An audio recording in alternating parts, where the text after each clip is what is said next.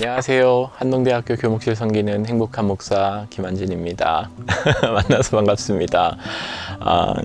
읽어서 남주는 서재 프로그램 컨택되고 초대해 주셔서 정말 감사하고, 책 읽어야 살아남거든요. 그래서 이 프로그램 통해서 또 우리 제가 나누는 책들 통해서 우리 학우님들에게 큰 도움 되었으면 좋겠고요. 약강약으로 가벼운 사연부터 하나 시작해 볼까 해요. 이름은 비공개고요. 제가 사연 읽어 드릴게요. 안녕하세요. 졸업을 앞둬서인지 저는 요즘 부쩍 이런 생각을 많이 합니다. 소신이 때 합리적 의심을 할 줄 알고 자기와 다른 의견도 포용할 줄 아는 중용을 아는 사람이 되었으면 좋겠다고요.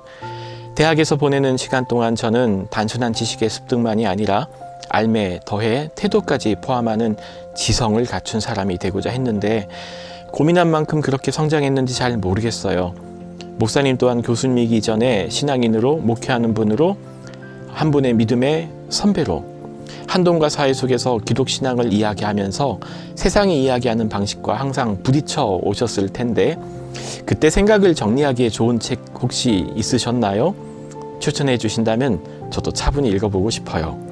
하셨어요. 익명의 우리 한 학우님이 보내주셨는데, 제가 제일 먼저 떠오른 책은 이 책이에요. 제목이 조금 거칠어요.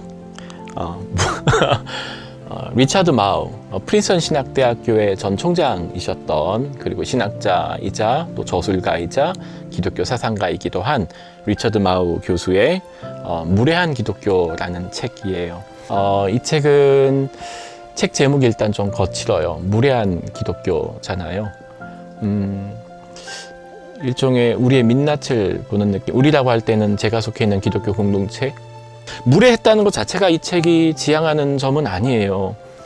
왜 무례할 수밖에 없냐면은 때때로는 그리스도교가 가지고 있는 윤리와 도덕적 가치가 확고한 게 사실은 우리에게 좋은 거예요. 그렇죠? 우리는 그걸 믿음이 좋다고 말해요. 종교적 신념을 가지고 산다는 것이 때로는 내가 누군가의 나와 다른 가치를 가진 사람들의 생각을 인정해 주는 것이 마치 내가 그 사람들에게 동의를 한다는 것처럼 느껴지고, 내가 가지고 있는 기독교의 가치를 포기해야 되는 것 같은 위기가 느껴진다는 거예요. 이럴 때 어떻게 반응해야 하냐면은 너무나 거칠었어요.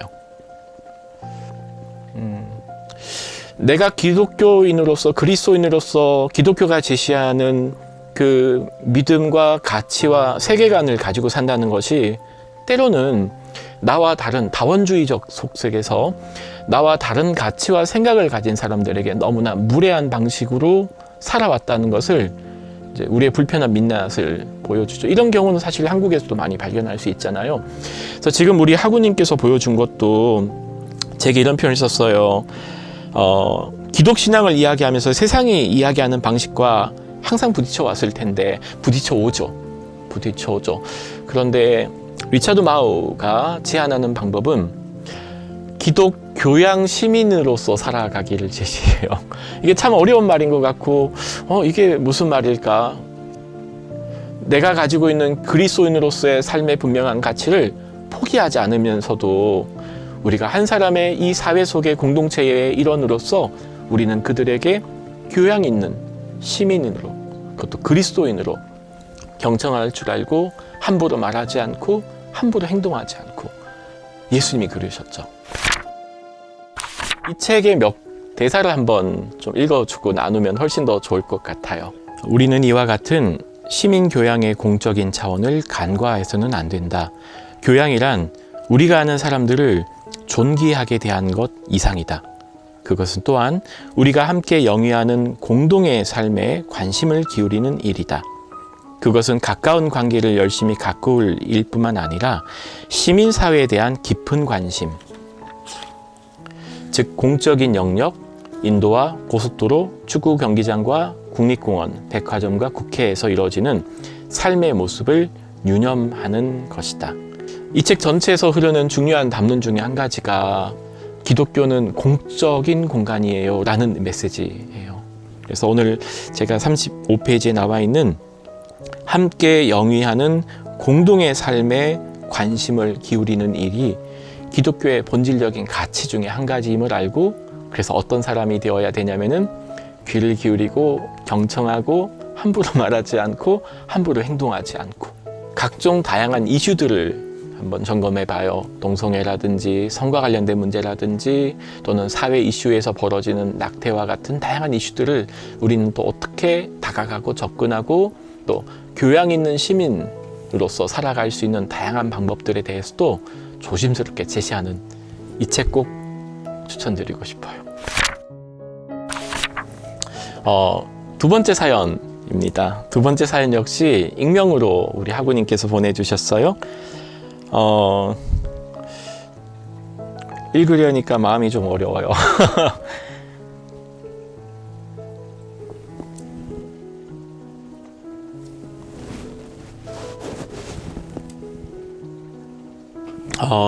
두 번째 사연입니다.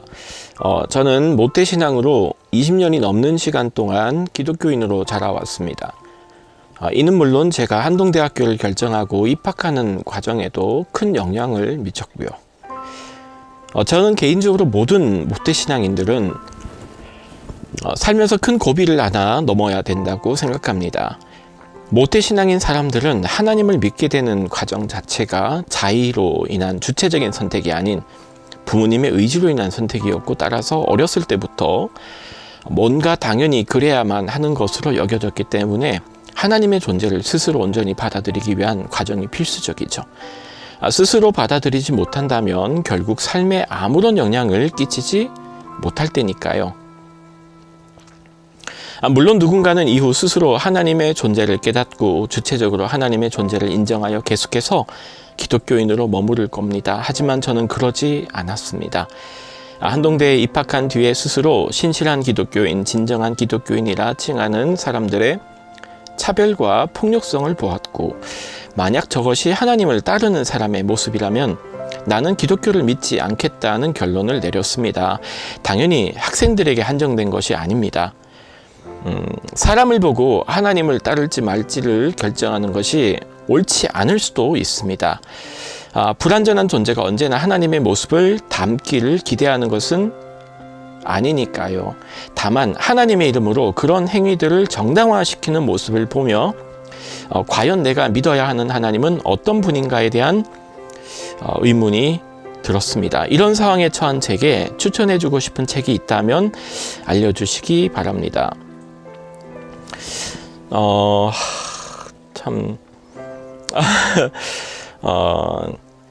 네, 사연에 우리 학우님의 고민과 의문이 녹아 있는 것 같아서 먼저는 깊은 사과를 드리고요. 저 역시 그런 말과 행동을 행했던 한 사람인 것 같아서 네, 저 역시 우리 학우님에게 사과를 구하고요. 뭔가 하나의 책으로 가지고 있는 고민에 대해서 꼰대가 되어서 이 책 한번 읽어봐 괜찮아질 거야 라고 쉽게 조언해 주고 싶지는 않고요. 그 과정이 꼭 필요한 과정이라고 생각해요. 지금 우리 학우가 얘기한 것처럼 주체적으로 지금까지 내가 가지고 있었던 기독교 신앙에 대해서 근본적인 질문도 던져보고 고민도 해보고 그 길을 찾는 과정이라면은 저는 정말 응원의 박수를 보내고 싶어요. 그리고 꼭 필요한 시간이라면은 한번 교회를 떠나보기도 하고 그리고 기독교 바깥 공동체에서 조금 객관화 시키고 바깥에서 한번 내부를 들여다보는 일종의 성찰적 자아를 가져보는 시간으로 이 시간을 한번 보내보면 어떨까. 그리고 책을 추천하고 싶은데 2권 정도가 생각이 났어요. 첫 번째 책은 책 제목은 하나님의 나라입니다. 네, 부제가 뭐냐면 기독교란 무엇인가. 우리 사연 보내주신 우리 학우님에게는 물론 사람 보고 실망해서 교회 안 나가요. 물론 그건 아닐 거예요. 그건 아니겠지만 아마 그 안에 그러면 기독교는 어떤 것일까? 기독교의 본질은 뭘까? 그걸 한번 알고 싶어요 라고 저는 읽었거든요. 그래서 개인적으로는 이 박철수 목사님이 쓰신 하나님의 나라 읽고 그렇지 기독교의 본질이 바로 그거였지 라고 한번 그 실망한 마음을 이렇게 한번 다듬고 스스로에게 위안도 하고 아마 방향도 한번 찾을 수 있는 책이 될 것 같다는 생각이 들었고, 그러면은 저 책의 몇 구절을 또 한번 읽어야겠죠. 책의 1장에 해당하는 부분인데 32페이지입니다. 한국교회는 하나님 나라를 찾아야 한다. 우선 하나님 나라의 낱말부터 찾아야 한다. 하나님 나라를 가르치고 하나님 나라를 살아야 한다. 기독교란 무엇인가? 한마디로 하나님 나라다. 하나님 나라를 알지 못하고 기독교를 알 수 없다. 기독교의 실체는 하나님 나라다. 그러나 한국교회의 최대 문제는 하나님 나라를 살지 않는 것이다. 기독교의 실체는 하나님 나라다. 한국교회의 가장 심각한 문제는 하나님의 나라를 살지 않기 때문이라고 하는, 사실 저자의 서두이자 가장 큰 문제의식이자 또 이 책의 주제를 담고 있는 구절 같아요. 저 역시 동의해요. 어느 순간 우리가 하나님 나라를 잃어버렸죠. 노래할 때는 이곳에 임하신 하나님 나라고 말했지만 항상 하나님 나라는 죽어서 가는 곳으로만 상정시켰고, 왜 기독교를 믿어야 돼요? 그래야 죽어서 천국 가니까. 왜 전도해야 되죠? 어떻게 그 좋은 곳을 나만 가나요? 엄마도 같이 가야죠. 어느 순간 기독교가 공적 속성을 잃어버리고 나 하나 죽어서 천국 가기만 하면 되는, 근데 그 천국도 하나님 나라도 다 죽은 곳에, 죽음 이후에 영혼만 가는 곳으로 어느 순간 하늘 위로 저 뛰어서 추상적 공간으로 만들어져 버린 피상화되어진 피상적인 기독교를 꼬집는 표현인 것 같아서, 우리의 최대의 문제는 하나님 나라를 살지 않는 것이다. 기독교는 하나님의 나라다. 이 문장으로 먼저 두 번째 사연 보내준 하구님에게 사람 보고 실망하지 마세요, 이런 차원이 아니라, 그렇지, 기독교가 정말 뭘 하는 곳일까, 맞아, 우리가 그걸 잃어버렸었지 라고 스스로에게도 한번 반문해보고, 또 기독교 바깥에서 그러면 뭘 기대할까? 우리가 그토록 얘기했던 하나님 나라라고 말했지만 그곳이 정말 죽어서만 가는 곳일까? 나는 왜 교회를 다니고 기독교 신앙을 이어가고 또한 그들로부터 난 뭘 기대하고 있는가라고 한번 본인에게도 물어보기도 하고, 객관화시켜서 대상화시켜서 바라보기도 하고, 한번 그런 시간을 가졌으면 좋겠어요. 한번 우리를 돌아보게 하는 책, 박철수 목사님의 하나님의 나라였습니다. 한 권 더 책이 소개가 났는데, 알렌 크라이더의 초대교회에게 묻다. 지금 우리 하구가 겪고 있는 실망 저도 충분히 이해가요. 근데 그게 기독교는 아니에요. 오히려 낮아지고 섬기고 사회 경제적 약자들과 함께, 예수가 그랬던 것처럼 창녀들을 찾아가고 가장 박해받던 목동과 함께 지내셨고, 또 세리와 함께 식사를 나누시고, 세리와 죄인과 먹고 마시는 죄인이라는 별명 한 번도 부끄러워한 적 없으시고, 그래서 우리의 예배가 매력적이라서 전도하는 건 절대 아니에요. 우리의 삶이 매력적이어야 해요. 그래서 한번 두 번째 책으로 우리 박철수 목사님의 책과 함께 알렌 크라이더의 초대교회에게 길을 묻다, 기독교가 어떤 것인지를 한번 다시 돌아보고, 초기 기독교인들이 어떻게 그렇게 매력적인 삶을 살 수 있었는지를 한번 역사가들의 언어를 통해서 한번 찾아보는 단초가 되었으면 좋겠어요.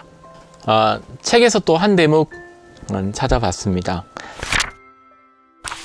초기 그리스도교의 확산은 그들의 예배가 외부인들에게 매력적이었기 때문이 아닙니다. 오히려 외부인들이 들어가지 못했습니다. 초대교회 그리스도교의 예배는 외부인들을 모으기 위함이 아니었습니다. 이때 예배는 모인 사람들이 하나님께 드리는 예배를 통해 세상에 나아가 하나님의 일을 하며 다른 사람에게 흥미를 유발하는 사람으로 훈련받는 것이었습니다. 외부인들에게 매력적이어야 하는 것은 그리스도인들의 예배의 모습이 아니라 그리스도인들 자신이었습니다. 기독교 바깥 공동체가 우리 예배가 멋져서 음향시설이 좋아서 영상이 잘 갖춰져 있어서 콘서트가 이루어지고 목사의 설교가 좋아서가 아니라는 거죠. 그렇게 예배를 드려서 예배 바깥, 예배 후에 우리의 월화수목 금토를 살아가는 우리의 모습을 그들은 기대하고 있다는 문장이 제게 가장 커왔고, 그리스도인들의 모습이 매력적이어야 되는 것이 아니라 오히려 그리스도인들 자신이 매력적이어야 한다라고 하는 이 구절이 아마 이 책을 대표하는 가장 분명한 메시지를 담고 있는 구절 같아요. 자, 세 번째 사연입니다. 안녕하세요, 목사님. 17학번 양지우입니다. 저는 요즘 하나님의 사랑에 대해서 많이 고민하고 있는 것 같습니다. 그중 하나님께서 성경에서도 말씀하셨듯이 원수를 사랑하라는 말에 대해서 노력하고 고민하고 있는데 잘 되지 않습니다. 뭔가 정말 사람이 원수를 어떻게 사랑할 수 있을까? 그런 사람들을 사랑하려면 어떤 방법이 있을까 하는 생각이 많이 듭니다. 하나님의 사랑을 더 구체적으로 그리고 더 깊이 느낄 수 있는 내용의 책을 추천받고 싶습니다. 원수라는 말이 영어로는 enemy로 번역됩니다. 그러니까 우리는 그냥 원수를 사랑하라 하지만 원수란 말을 잘 사실 쓰지 않잖아요. 그냥 보통 주로 아내가 남편에게 왼수 부르는 것 정도. 사실 근데 원수란 말은 적이거든요. 내가 죽이지 않으면 걔가 날 죽일 거예요. Love your enemy잖아요. 원수 사랑 자체가 본성을 거스르죠. 우리는 원수를 사랑하는 게 싫어요. 그 본성은 나를 사랑해주는 사람을 사랑하는 거고 내가 좋아하는 사람을 사랑해주는 건데, 예수님은 오히려 그 본성을 거스르는 일을 하라고 하잖아요. 그래서 한 저자가 그 본성을 거스르는 사랑에 대해서 책을 썼는데, 가장 대중적인 책이기도 한데요. 이 책은 제가 대학생 3학년 때 처음으로 읽었던 책이에요. 벌써 20년 넘었죠. 필립 얀시의 What's so amazing about grace라고 번역되어진 놀라운 하나님의 은혜라는 책이에요. 이분에게 기독교가 뭔지 물으면 이분은 기독교요? 거기 은혜의 종교예요 라고 말할 거예요. 일단 이 저자가 제시하는 기독교를 가장 기독교되게 하는, 다른 타 종교나 다른 세계관은 절대 가지고 있지 않은 기독교를 기독교되게 만드는 가치가 뭐냐면은 은혜예요. 은혜의 가장 본질적인 속성이 뭐냐면은 조건 없음, unconditional이에요. 무조건성이에요. 그러니까 사실 우리는 조건 있는 은혜에 너무 익숙해졌거든요. 그러니까 사실 저도 그렇죠. 제가 전도사로 교회에서 활동할 때나 우리 아들한테도 많이 하는데, 어린이 여러분, 하나님은 두 손 모으고 눈 감고 기도하는 아이를 사랑하시죠? 근데 그게 얼마나 잘못된 표현인지. 하나님은 눈 감지 않아도 두 손 모으지 않아도 내가 실수해도 사랑하시거든요. 그래서 이분이 제시하는 은혜의 가장 치명적인 속성 중에 한 가지는 조건 없음이에요. 그래서 이렇게 역설을 써요. 정말 우리가 하나님의 은혜를 안다면은 개망나니처럼 살 거라고. 왜냐하면 그럼에도 불구하고 하나님이 나를 사랑한다는 것을 확신하기 때문에. 역설이죠, 일종의. 그럼에도 불구하고 하나님이 나를 여전히 사랑하셔. 물론 그렇게 살진 않겠지만, 이 책은 제가 아는 한 기독교의 그 특징이 될 수 있는 은혜를 너무나 쉬운 여러 가지 사례와 서사와 담론들과 신학적 명제를 가지고 풀어 쓴 최고의 책이에요. 오랜 세월 그리스도인들은 진리를 의논하고 판정하고 논의하는 일에 엄청난 힘을 쏟아왔다. 교회마다 제각기 변호하는 진리가 있다. 은혜는 어떨까? 은혜에서 남보다 앞서려는 교회를 찾기가 얼마나 어려운가? 은혜는 기독교가 세상에 줄 수 있는 최상의 선물이요, 복수보다 강하고 인종차별보다 강하고 증오보다 강한 힘을 바라는 영적 신성이다. 슬픈 일이지만 이 은혜에 갈급한 세상에 교회가 내보이는 비은혜가 있다. 그래서 사실 이 필립 얀시 역시 여러 가지 책들 중에서 하나님 당신께 실망했습니다. 또는 교회에 대한 실망감들을 표현한 책들이 나왔어요. 이 사람 역시 하나님에 대해서 실망도 해보고 분노도 품어보고, 교회가 교회되지 못함, 오히려 세상 속에서 그들을 선을 긋고 편을 나누고 혐오의 말들을 쏟아내는 그리스도인들을 보면서 큰 실망을 경험했던 사람으로, 세상이 경험할 수 없는 은혜를 줄 수 있는 유일한 공간으로서의 교회를 상징한다는 게 오히려 거친 말과 혐오의 메시지와 선을 긋고 찾으러 온 방역 요원들에게 침을 뱉으며 너도 걸려라 라고 말하는 그리스도인들에게 오히려 교회가 줄 수 있는 가치가 뭘까? 그게 오히려 이 세상에서 얻을 수 없는, 사실 세상이라는 곳이 그냥 우리의 상초가 됐지만 특징이 있어요. 은혜가 없어요, 진짜. 내가 은혜를 얻으려면은 은혜 입을 만한 짓을 해야 돼요. 내가 칭찬을 받으려면은 칭찬받을 짓을 해야 돼요. 내가 상을 받으려면은 누구보다도 먼저 결승선에 도달해야 돼요. 근데 기독교는 조건이 없어요. 근데 그 조건 없는 은혜에 세상이 목말라 하는 것이고, 오히려 교회만이 그 세상에 은혜 없음을 베풀 수 있는 공간인데, 한번 이 책을 읽으면서 원수 사랑 또는 이웃 사랑에 대한 가치들의 어떤 그리스도인들이 행해야 될 하나의 윤리 도덕적 가치 정도가 아니라, 그래 기독교는 용서하고 살아야지, 그 정도가 아니라, 기독교가 할 수 있는 본질적인 삶의 행위가 용서구나, 은혜를 베푸는 일이라는 거구나, 바로 예수가 했던 것처럼 그런 내용들로 한번 이 책을 읽는다면은 오늘 하셨던 질문에게 어떤 더 큰 답이 되지 않을까 싶습니다. 저는 제가 있는 생활관에 김민정 사역자님 추천드려요. 한동에 1997년부터 제가 학교를 다닐 때, 제가 그때는 군대를 가 있었거든요. 그래서 그때는 못 만났지만 1997년부터 생활관에서 간사님으로 사역자로 지난 거의 20년이 넘었죠. 벌써 20년이 넘는 동안 학생들을 가장 가까운 곳에서 보고 돕고 섬기고 함께 눈물 흘리고 시간을 보내왔던, 제가 아는 한동의 학생들을 가장 잘 이해하고, 또 한동 학생들의 습성을 가장 잘 알고, 또 그들의 습속을 가장 잘 이해할 수 있는 분이고, 또 좋은 삶의 메시지를 가진 분이에요. 그래서 저는 비전관의 김민정 사역자님을 꼭 추천드리고 싶고요.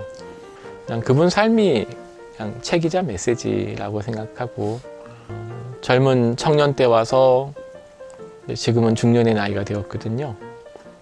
저는 개인적으로는 어떤 다른 교수님보다도 제가 제일 좋아하고 또 존중하고 존경하는 분이라서, 우리 김민정 사역자님의 메시지를 들을 기회가, 또 책을 통해서 그 삶의 메시지를 들을 기회가 있었으면 좋겠다고 생각해서 우리 김민정 사역자님을 꼭 추천드립니다. 신앙의 방황을 20대 때 하셔야 돼요. 이런 표현이 참 위험해 보일 수 있겠지만 교회도 한번 떠나보세요. 지금까지 내가 가지고 있었던 신앙에 대해서 본질적으로 의문을 제기해 보기도 하고, 도대체 기독교는 뭐 하는 곳이지? 난 왜 여기 있는 거지? 내가 왜 예배를 드려야 되지? 도대체 성경이란 뭔가? 나는 왜 이 책을 읽어야 되는 걸까? 성경의 중심은 뭘까? 등등. 20대 때 해야 될 질문 중에 한 가지가, 지금까지 아무런 고민 없이 가지고 오던 나의 세계관에 대해서 돌아보는 일이라고 생각해요. 그걸 40살에 할 수는 없잖아요. 그렇죠? 20살에 해야 될 일이라고 생각해요. 그래서 방황도 해보시고 휴학도 해보시고 반수한다고 다른 대학 편입 준비도 한번 해보시고 뭐든지 괜찮아요. 그래서 다양한 삶의 경험을 하시고, 다시 말하지만 책 꼭 읽으시고 인문학 공부를 꼭 하시기 바랍니다. 기독교도 인문학이거든요. 인간에 대한 근본적인 질문을 던지는 곳이 기독교고요. 그래서 책 많이 읽으시고 본인을 돌아보시고 글쓰기 연습하시고, 한 이 정도로 마무리할까 합니다.